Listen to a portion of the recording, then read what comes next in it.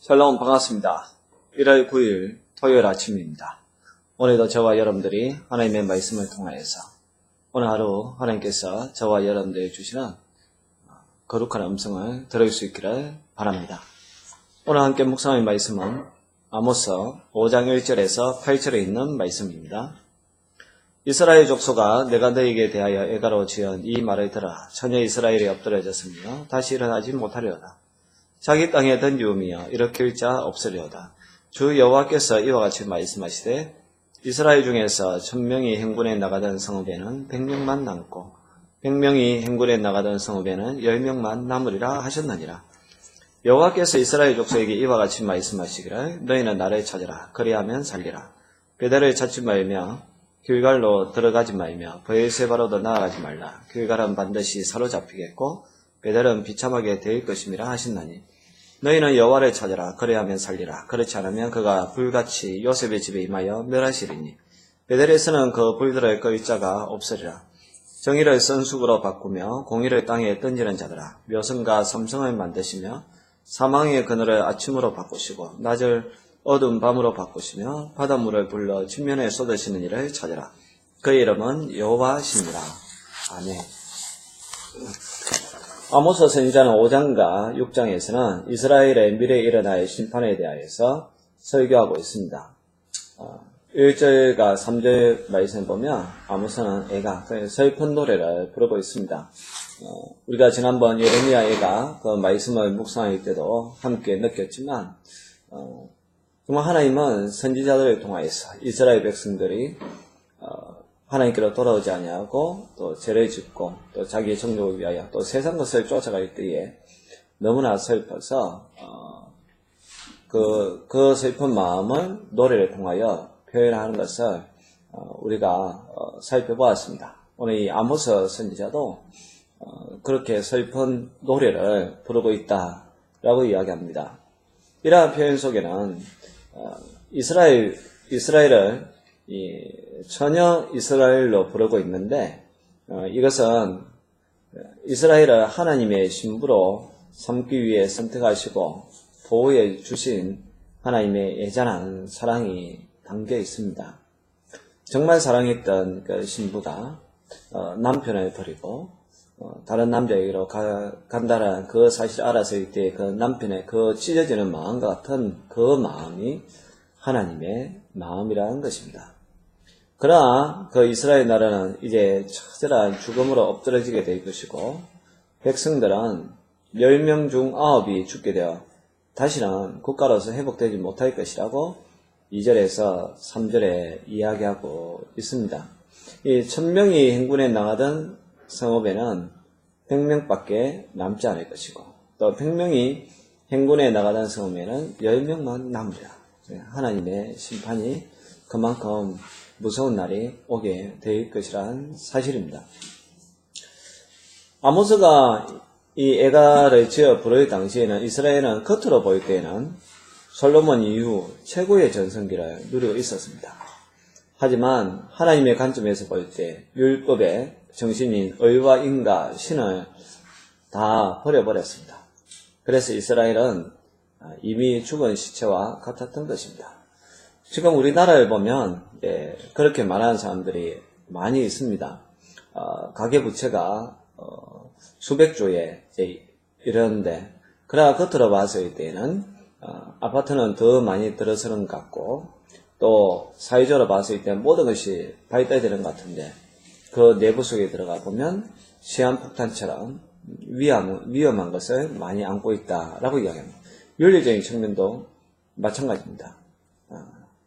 겉으로 봤을 때는 모든 것이 어떤 개인의 자유가 보장되어 있는 것 같고 또 그것이 바른 것 같지만 그러나 그 속에 들어가 보면 온갖 썩은 냄새가 나는 그런 인간의 모습들이 이 사회 속에서 많이 있습니다. 멀지 아니하여서 이 사회도 몰락할 수밖에 없는 그런 징조들이 많이 나타납니다.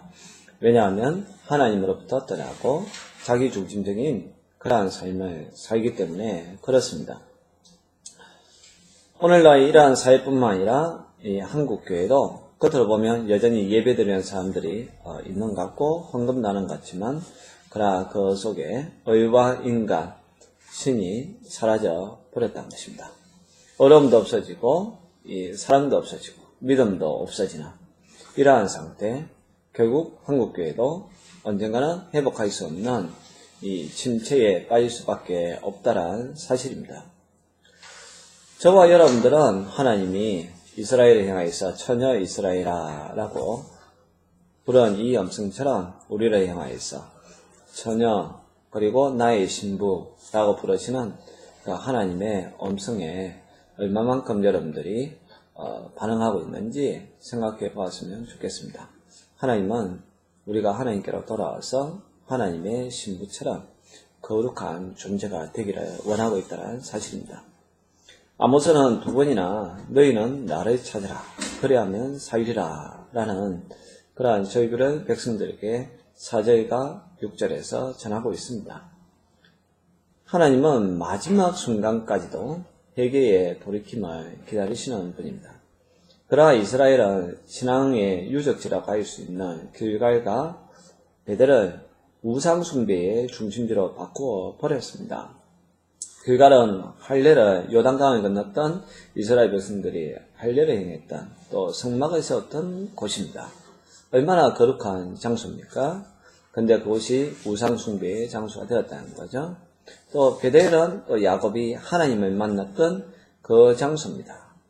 정말 그가 하나님께로 순직하게 인도해 주시면 여기에 하나님의 전을 짓겠다라고 고백했던 장소가 베델입니다. 그런데 그곳이 우상숭배의 중심지가 되어 버렸다는 사실입니다. 심지어 국경 너머 유다 최남단 도시인 브에셀바를 찾으라고 해도 나아갔을 터이지만 절대로 하나님은 찾지 않았습니다. 하나님은 이들을 정의를 선숙으로 바꾸며 공의를 땅에 던지는 자라고 부르고 있습니다. 그들은 공의 곧 하나님의 말씀을 내팽개쳐 버렸습니다. 정의 곧 말씀이 시행될 때 약한 자와 눌린 자가 맛보게 되는 달콤함을 비통한 쓸쓸함으로 바꾸어 버리고 있었던 것입니다. 그럼에도 불구하고 하나님은 다시 한번 천체와 시간과 자연법칙의 주관자이신 여호와를 찾으라고 간곡하게 8절에서 부탁하고 있습니다. 하나님 앞으로 나오면 사망의 이 엄침한 그날도 광명의 아침이 됩니다. 그러나 하나님을 찾지 않는 자는 아무리 든든한 지면 위에 있다 할지라도 쓰나미에 쓸려가는 것처럼 갑자기 패망에 이를 뿐이라고 9절에서 말씀하고 있습니다.